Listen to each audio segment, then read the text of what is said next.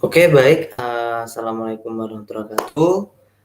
Sebelumnya, saya izin untuk share screen terlebih dahulu untuk presentasi kali ini.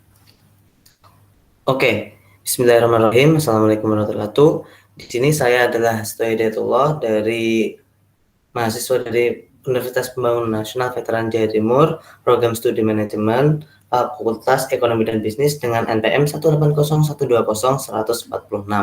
Dan di sini saya akan menjelaskan sedikit mengenai apa itu manajemen negosiasi, dan yang paling penting adalah topik yang akan kita bahas, yaitu tentang negosiasi lintas budaya antar negara. Oke, next. Kemudian sebelum masuk di topik yang paling inti, yaitu adalah manajemen lintas budaya, di sini saya akan menjelaskan apa sih itu manajemen negosiasi. Manajemen negosiasi adalah suatu proses diskusi yang dilakukan demi menyelesaikan suatu masalah dengan cara yang bisa diterima oleh pihak lain yang melakukan negosiasi.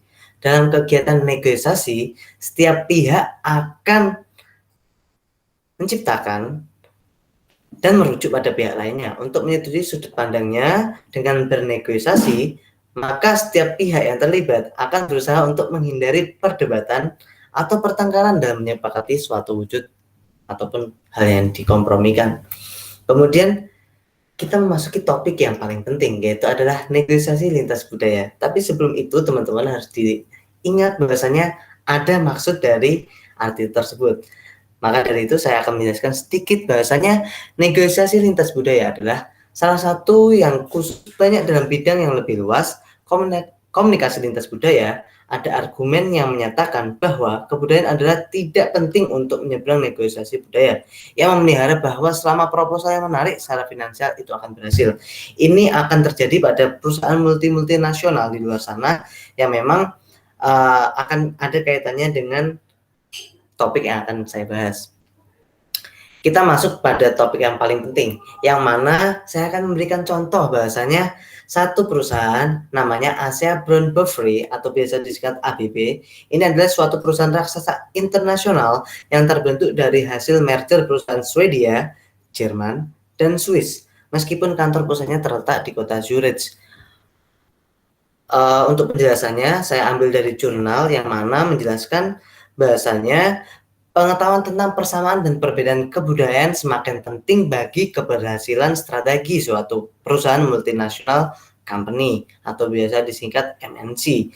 Jika perusahaan menjadi transnasional, sudah saya sebutkan biasanya contoh tadi di perusahaan Asia Brown Boveri yang memang bergerak di bidang teknologi. Itu adalah perusahaan besar. Selain memproduksi kereta api di Swedia, ABB juga mempunyai produk lain yang luas termasuk robot, peralatan listrik, peralatan reaksi termonuklir, dan peralatan rumah sakit. Karena bisnis global MNC atau biasa disingkat multinational multi company, di mana harus menyeimbangkan antara kepentingan globalisasi dengan kepentingan lokal atau kawasan regional. Baru-baru ini, perusahaan yang saya contohkan, ABB, memenangkan kontrak pembuatan kereta api untuk India. Dua negara yang bersedia memberikan kredit untuk pembuatan kereta api ini adalah Jerman dan Italia. Karena ABB mempunyai perusahaan komponen kereta api di kedua negara tersebut, contoh itu mengilustrasikan salah satu masalah besar yang dihadapi MNC dalam managing cross border, yaitu kecenderungan alamiah untuk mengerjakan sesuatu di negara lain dengan cara sama di negeri asalnya. Biasanya pada strategi manajemen internasional dikenal sebagai globalization versus national response conflict. Jadi di sini saya juga memberikan sebuah gambaran bagaimana profil company dari ABB. Silahkan ditonton. Jadi adalah perusahaan company ini bergerak di bidang teknologi dengan semua teknologinya di sana. Ini bisa dilihat dari teman-teman.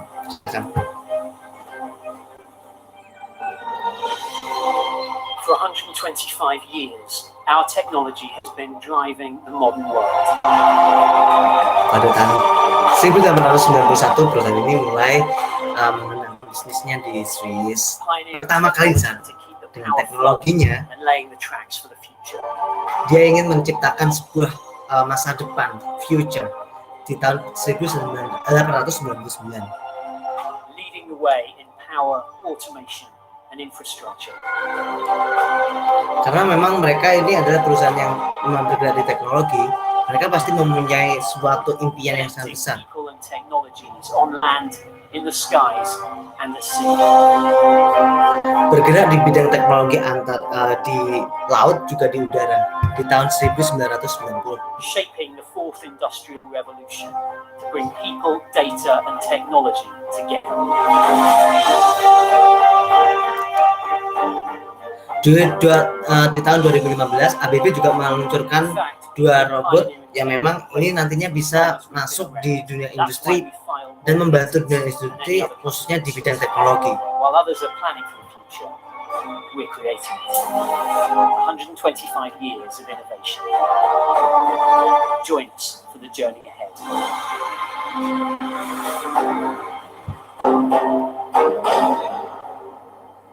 Power and Productive for a Better World.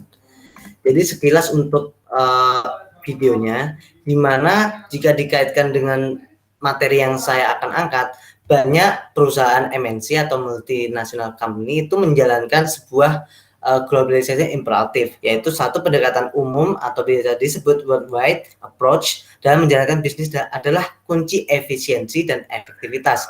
Dalam hal ini itu ada suatu penelitian yang melibatkan penilaian yang ekstensif atas 115 MNC yang besar, menengah, dan 103 perusahaan afiliasi di Amerika, Kanada, Prancis, Jerman, Jepang, dan Inggris.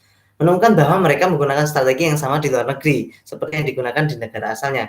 Meskipun kecenderungan menggunakan strategi dari negara asal, MNC yang efektif harus secara terus-menerus berusaha memenuhi kebutuhan lokal. Sejumlah faktor yang membantu dalam memfasilitasi kebutuhan ini adalah mengembangkan strategi yang unik untuk setiap kebudayaan yang berbeda, termasuk hal berikut. Karena ini kita membahas soal topik tentang budaya lintas negara, dan saya mencontohkan salah satu perusahaan yaitu ABB, maka dari itu mereka memberikan sebuah solusi ataupun tantangan dan menjawabnya.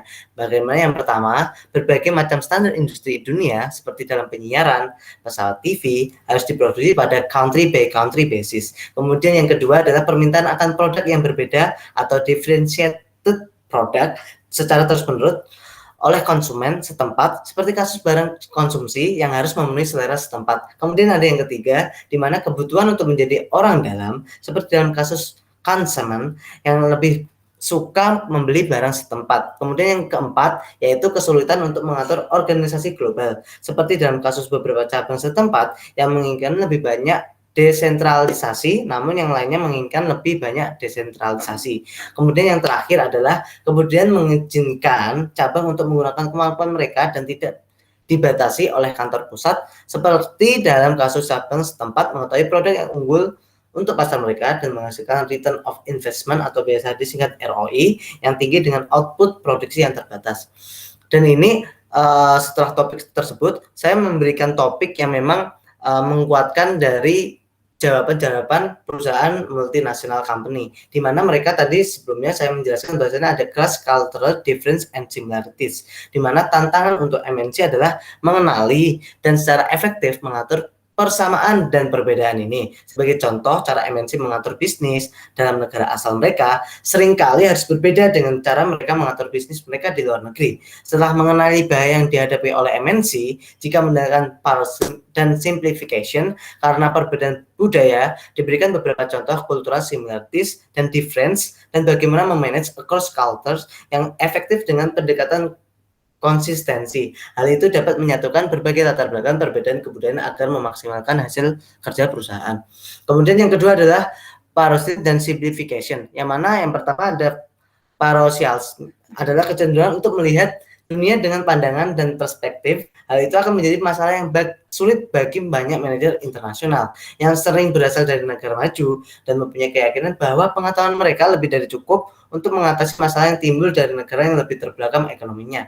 Banyak manajer mempunyai pandangan itu karena didukung dengan latar belakang pengetahuan dalam mempelajari ilmu manajemen di negara maju. Kemudian yang kedua adalah simplification, adalah proses yang menunjukkan orientasi yang sama terhadap kelompok budaya yang berbeda. Sebagai contoh, cara manajer Amerika berinteraksi dengan manajer Inggris sama caranya dia berinteraksi dengan efektivitas di Asia. Kemudian di sini lebih diarahkan pada penyelesaian terhadap keadaan lingkungan guna menghindari pertentangan atau konflik dalam organisasi. Para manajer dituntut untuk mengerti berbagai kebudayaan setempat, dan itu emang secara tidak langsung kita menyangkut bahwasanya ABP ini ketika nantinya bekerja sama dengan perusahaan-perusahaan seperti yang saya sebutkan, entah nanti dia dari proyeknya di Jerman kemudian di Italia, mereka akan terus melakukan sebuah pendekatan-pendekatan ataupun adaptasi terhadap kebudayaan yang ada di sana. Misalnya mereka dari ingin ABP ingin bekerja sama dengan perusahaan asing lain di negara yang memang bukan berasal dari sananya gitu. Kemudian kesimpulannya, ketika kita mempelajari sebuah manajemen negosiasi, pada dasarnya manfaat ini akan selalu dipergunakan oleh tiap manusia. Karena pada dasarnya negosiasi adalah sebuah pembelajaran ataupun sebuah hal yang harus dipraktikkan ketika nantinya kita berkomunikasi dengan orang lain ataupun perusahaan terhadap perusahaan lain, yang mana ini akan berdampak pada perusahaan kita, dan tentunya dampaknya pasti positif untuk perusahaan, entah nantinya untuk ekspansi ataupun melakukan sebuah kegiatan di luar negara asal mereka. Oke, mungkin itu saja yang bisa saya sampaikan. Kurang lebihnya mohon maaf. Sekian presentasi yang saya sampaikan. Assalamualaikum warahmatullahi wabarakatuh.